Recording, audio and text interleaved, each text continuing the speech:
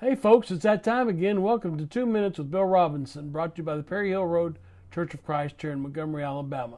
All speculative theology makes its living off those more obscure passages of Scripture that need to be read carefully and studied. Have you ever heard someone talk about the rapture? You've no doubt seen the bumper stickers. Of course, all that is based on a misinterpretation of Matthew 24, verses 37 through 42. They ignore the context. Go back and read the first 8 verses of Matthew 24, and you'll see that they're talking about the temple and then ultimately Jerusalem being destroyed. When Jesus gets to verse 37, he begins to talk to his disciples about being prepared for the coming of the Son of Man in his judgment upon Jerusalem and upon the temple. And he begins by saying to them in verse 37, "For as were the days of Noah, so will be the coming of the Son of Man. For as in those days, before the flood, they were eating and drinking, marrying and giving in marriage, until the day Noah entered the ark. And they were unaware until the flood came and swept them all away. So will be the coming of the Son of Man.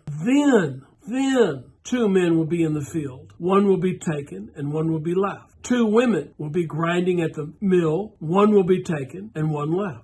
Note the first line of Matthew 24, verse 37 and verse 38. "For as were the days of Noah, for as in those days before the flood." People were going about their business, totally oblivious, ignoring Noah's preaching until the flood came and the world was taken away. They were not left. They were swept away, Jesus said. Verse 39. Notice verse 40 and 41 begin with the word then. So he's connecting verses 40 and 41 back to that example of Noah. He said one was taken and one was left. The rapture folks have this all backwards. The point of the passage is that the world was swept away, taken, as in the days of Noah. And only Noah and his family were saved, and they were left. So really, folks, we don't want to be those that are taken. We want to be those that are left. And yet there is a larger application that could be made from all of this. And that is, we don't know when the final judgment is coming, but we must be prepared. Are you, my friend? Would you like to learn more about what you need to do in order to be prepared? You got a Bible question? Want a Bible answer? Email me at perryhillchurch@gmail.com. perryhillchurch@gmail.com. I'd love to hear from you. Thank you so much for listening.